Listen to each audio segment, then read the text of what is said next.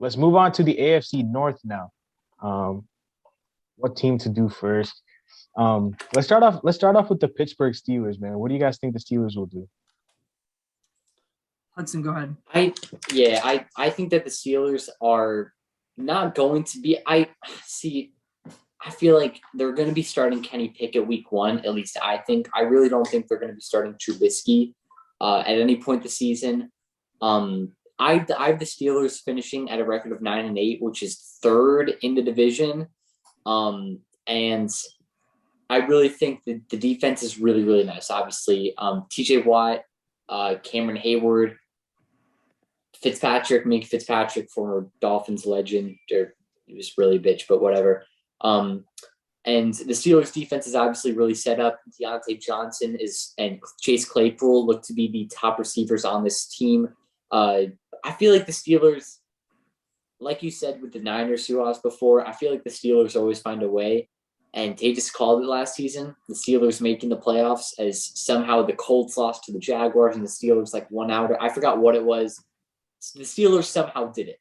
I don't really know how. And this season with the rookie quarterback and Kenny Pickett, I think that they will. I don't think they're going to be able to do it. I don't have them making the playoffs, but I do have them at least succeeding expectations for me. I have them finishing 9-8. So definitely a team to watch with the rookie quarterback. The only rookie quarterback in the first round and second, maybe. I'm not too sure. But Steelers are going to be a fun team to watch this season. Tomlin's winning streak or streak of having a winning record every year is going to be broken this year. I have the Steelers going 6-11.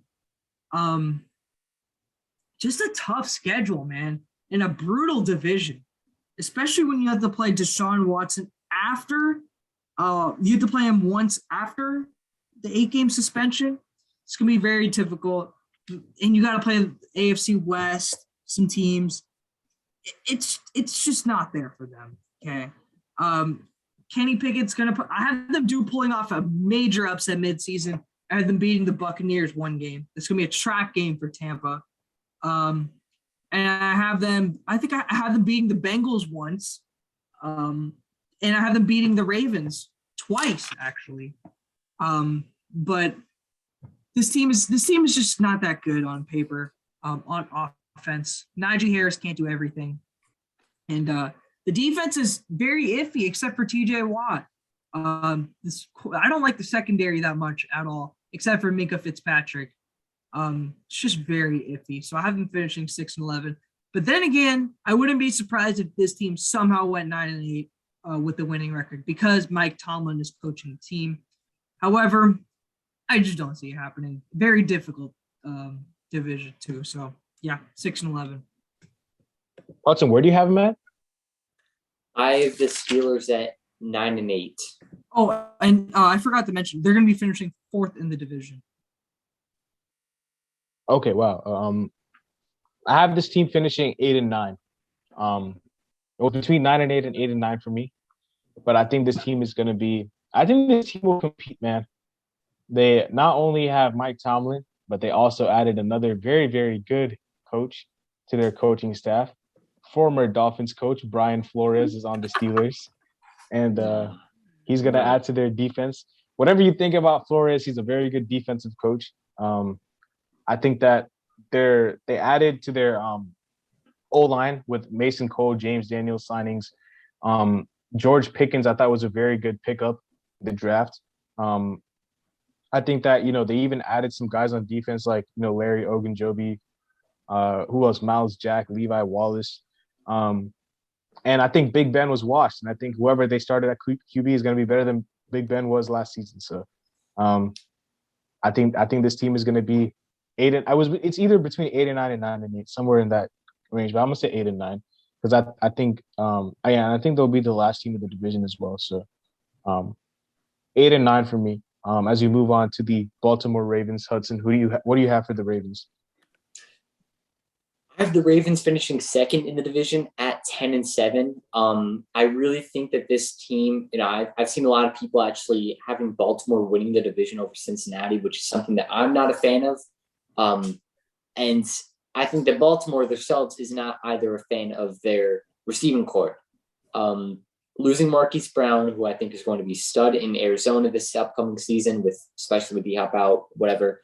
I think the Ravens' top receiver is Rashad Bateman, who is definitely bound for a big-time sophomore year, being wide receiver number 1. Devin Duvernay, I think, is also there in that core. Mark Andrews is obviously the guy that leads that, his top receiver. But if you're really going to be, obviously, I would expect defenses to be doubling Mark Andrews, take away that top elite weapon, and you're leaving Lamar Jackson with not many options. But if there's one quarterback you're going to want in the league when you don't have any options to take off and run, it's Lamar Jackson, the top scrambling quarterback. But I know defenses definitely have that type of game plan for Lamar Jackson, which is why he won MVP one season, and then the Ravens basically were first round to exit the next, because teams had a game plan for Lamar Jackson. The defense, obviously, big time getting Marcus Peters and Marlon Humphrey back, also along with J.K. Dobbins, is going to be helping that offense develop. But I really do not see the Ravens making the playoffs this season, as I have them finishing 10-7, second in the division, but missing out. Hudson, you read my mind. I have the Ravens finishing 10-7 and also missing the playoffs. It's, again, we get to it, that AFC West. Oh my goodness.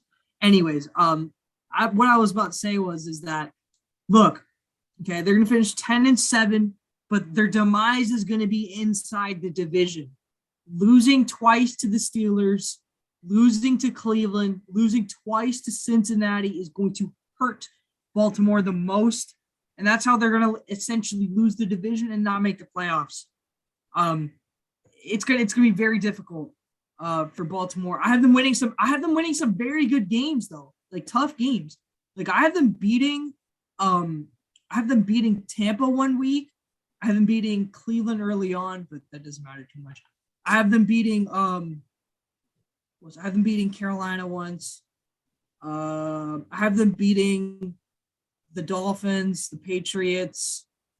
They're gonna get off to a hot start, but I just think their demise falls in the division, and they just miss out. It's gonna be a travesty. Some of these teams are gonna finish 10-7 and not make the playoffs, and it's gonna be a travesty because that AFC West is loaded.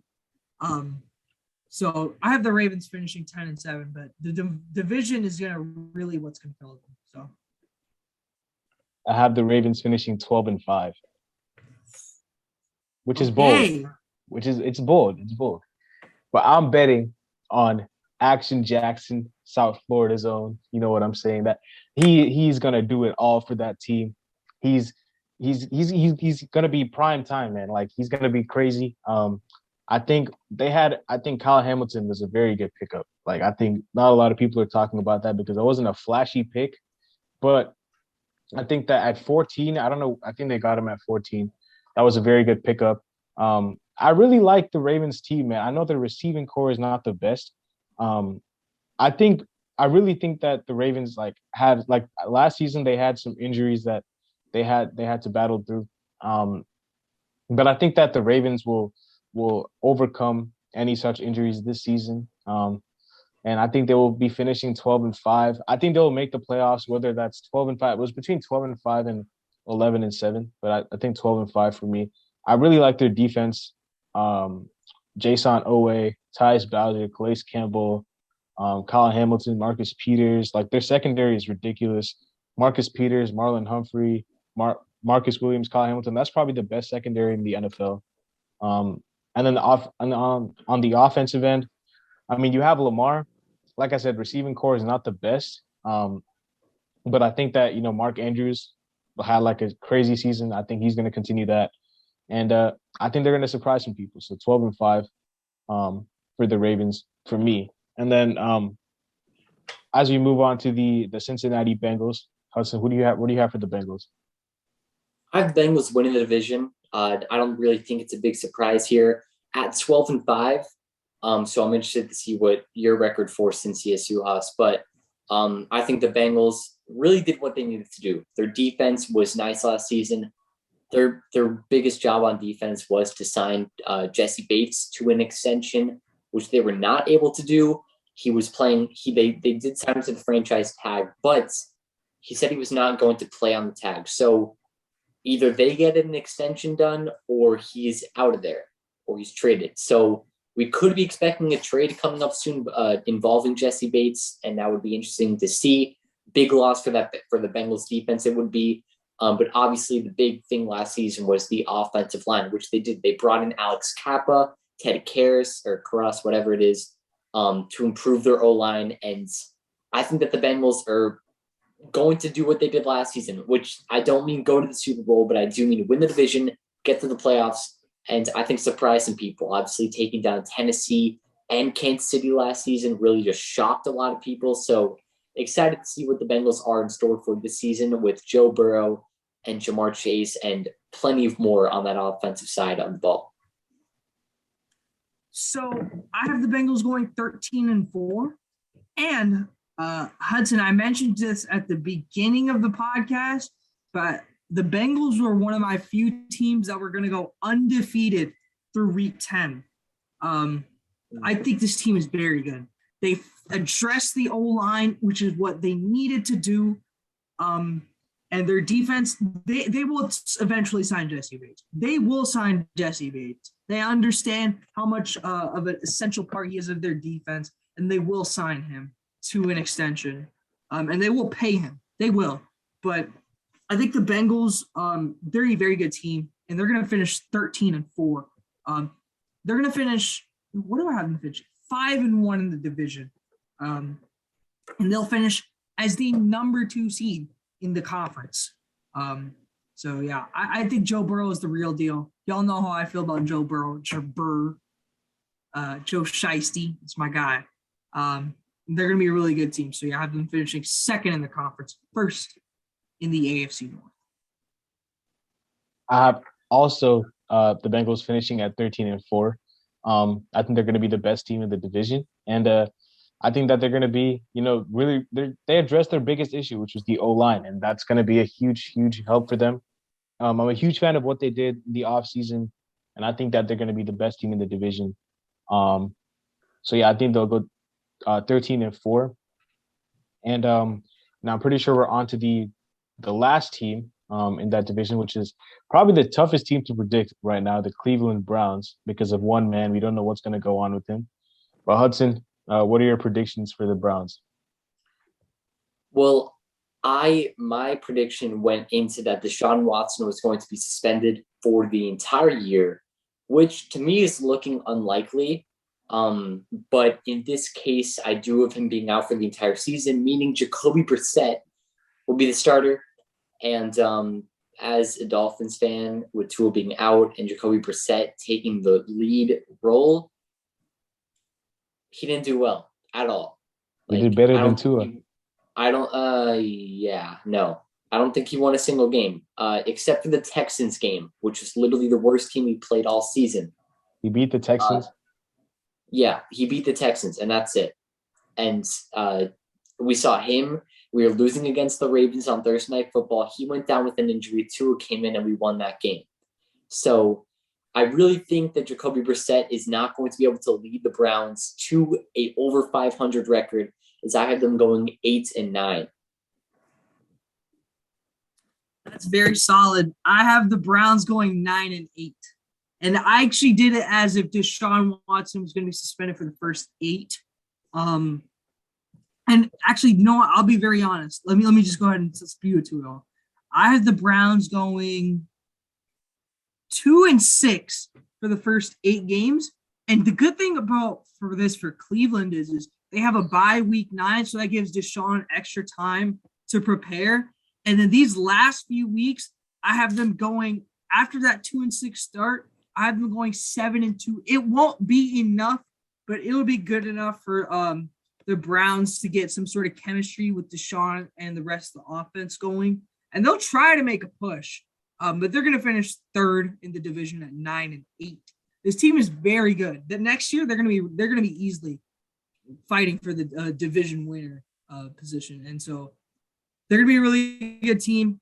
But this year, because of the Watson suspension, it's going to hurt. Amari Cooper was a very good trade for a fifth-round pick. I don't know what the hell Dallas was thinking. But this year's just not their year because of the Watson suspension. So I've been finishing third at 9-8. Also, I'm going 9-8. Same reasons. I mean, Watson's suspension plays a big part into it, but I like their team overall, which is why I have them with a winning record. Amari Cooper, big pickup. Defense is always going to be solid with them. 9-8, man. I think that's what they're going to be next season. And that will wrap up that division.